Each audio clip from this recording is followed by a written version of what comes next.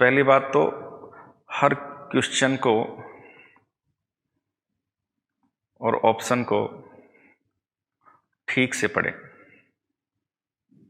ये बहुत ज़रूरी है, हम जल्दबाजी कर रहे होते हैं बच्चों, ये बहुत ज़रूरी है। आप आराम से क्वेश्चंस को पढ़िए, है ना। देखो, तैयारी एक अलग चीज़ होती है और वहाँ फाइनल में आप एग्जाम में क्या कर रहे हैं ये अलग चीज़ होती है। बहुत बड़ा अंतर होता है। आपकी तैयारी से अगर आप आउटपुट लेना चाहते हैं तो उसके लिए ज़रूरी है कि वो जो 3 घंटे आपके हैं उस 3 घंटे में आप ठीक से खेल पाएँ।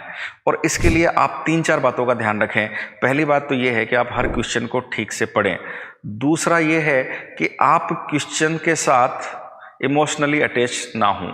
कई बार क्या लगता है, हम इमोशनली अटैच हो जाते हैं, यार ये मेरे से क्यों नहीं हो रहा, और आपका उसमें समय खराब हो जाता है और आपका मानसिक संतुलन भी गड़बड़ा जाता है।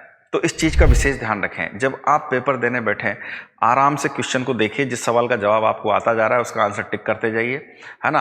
और पहले राउंड में जो सबसे आसान क्वेश्चंस होते हैं उनको कंप्लीट कीजिए। 3 राउंड में पेपर आपको करना चाहिए। पहले राउंड में जो सबसे आसान क्वेश्चन होते हैं, जिसका कोई मतलब, जिसमें कोई कन्फ्यूजन नहीं है, बिल्कुल टू द पॉइंट आपको डायरेक्ट आंसर मिल रहा है, उनको निपटा दीजिए फिजिक्स, केमिस्ट्री, बायोलॉजी में। फिर सेकेंड राउंड में आप क्या करें, उसी समय आप गोला करते जाइए उन क्वेश्चंस पर जो आपको थोड़ा सा कन्फ्यूजिंग लग रहे हैं, आपको लग रहा है कि टाइम कंज्यूमिंग है। तो सेकंड पार्ट में आप उन क्वेश्चंस पर आइए और थर्ड पार्ट में हम उन क्वेश्चंस पर आइए जो बिल्कुल आपके बस की बात नहीं है। आप पहला और सेकंड 2 घंटे में निपटा लीजिए, ताकि आपको 1 घंटे का पूरा समय थर्ड पार्ट के लिए मिल जाए। देखिए, स्ट्रेटेजिकली हमको चलना होता है। पेपर जब हम अटेम्प्ट कर रहे होते हैं, आपकी तैयारी से आप आउटपुट तभी हासिल कर सकते हैं जब आप स्ट्रेटेजिकली पेपर को अटेम्प्ट करें। और वहां जो गलतियां अक्सर हम कर रहे होते हैं, जिसकी वजह से हम निपट रहे होते हैं, तो जो है आप जिस वजह से निपट रहे होते हैं वो कारण बता रहा हूं मैं आपको। एक तो आप क्या करते हैं, क्वेश्चन को ठीक से नहीं पढ़ते हैं, 4 ऑप्शंस को ठीक से नहीं पढ़ते हैं, क्योंकि वहां 3 घंटे का प्रेशर रहता है, ठीक है। दूसरी गलती आप क्या कर रहे हैं, क्वेश्चन से अटैच हो जाते हैं। कोई क्वेश्चन है जो आपको आ रहा है, लेकिन फिर भी आप वो थोड़ा सा उसमें दिक्कत हो रही है, कैलकुलेशन में दिक्कत हो रही है, आंसर आपको मिल नहीं रहा, तो आप उस पर अपना बहुत सारा समय बर्बाद कर देते हैं। प्लीज ऐसा मत कीजिए। तीसरा, जो सबसे आसान क्वेश्चन है, जो जिसको जनता क्वेश्चन कहा जाता है, जैसे मैं कहता हूं कि पहली नजर के क्वेश्चन, तो वो जो पहली नजर के क्वेश्चन होते हैं उनको आप सबसे पहले राउंड में कीजिए, और फिजिक्स, केमिस्ट्री, बायोलॉजी तीनों में ही कीजिए। बच्चे अक्सर ये पूछते हैं कि सर हमें पहले क्या करना चाहिए, फिजिक्स करना चाहिए, केमिस्ट्री करना चाहिए, बायो, ये आप जो करते आ रहे हैं, जिसमें आप कंफर्टेबल हैं वही कीजिए। आप किसी की सलाह मत मानिए।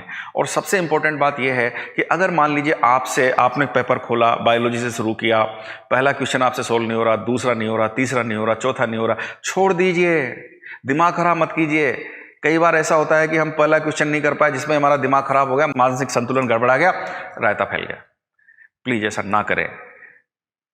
एक और महत्वपूर्ण बात ध्यान रखिए कि पूर्वाग्रह से ग्रसित ना हो। पूर्वाग्रह से ग्रसित होने का मतलब क्या होता है कि हम क्वेश्चन की लैंग्वेज को पढ़ते हैं, अरे ये तो वही है जो मैंने वहां पढ़ा था, अरे ये तो वही है।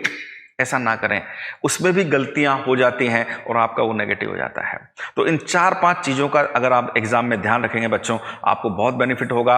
आराम से अपने आप को कूल बनाए रखिए, ठंडे दिमाग से हर क्वेश्चन को ठीक से पढ़ते हुए, ऑप्शंस को ठीक से पढ़ते हुए, और वहाँ OMR शीट में ठीक से जो है अपना जो गोला है उसको ठीक से काला कीजिए। क्योंकि याद रखिए, मैं हमेशा बोलता हूँ, आप कहाँ से पढ़े हैं, किस कोचिंग में आपने पढ़ा है, किस टीचर से आप पढ़े हैं, कितने साल से आप कोचिंग कर रहे हैं, ये कोई मायने नहीं रखता बच्चों।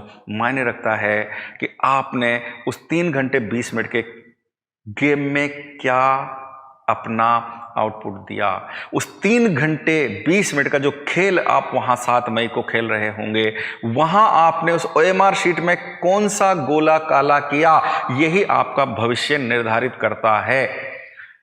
कोई मतलब नहीं है कि आप कहाँ पढ़े हैं, किस कोचिंग में पढ़े हैं, किस मास्टर से पढ़े हैं, कितने साल से आप कोचिंग कर रहे हैं। ये सब फालतू की बातें हैं, बकवास है। आपका फ्यूचर डिसाइड होता है किससे? आपका फ्यूचर डिसाइड होता है उस आपके द्वारा उस OMR शीट में किए गए काले गोले के द्वारा। और इसलिए उस गोले को काला करते समय पूरा ध्यान रखिए, कोई गलती मत कीजिए। मेरी तरफ से, पूरे बियॉन्ड इक्वेशन परिवार की तरफ से आपको बहुत बहुत शुभकामनाएं। भगवान आपको सफलता दे, आप सफल हों, मेडिकल कॉलेज में आप जाएं, ऐसी मेरी शुभकामनाएं। बहुत बहुत धन्यवाद और बेस्ट ऑफ लक।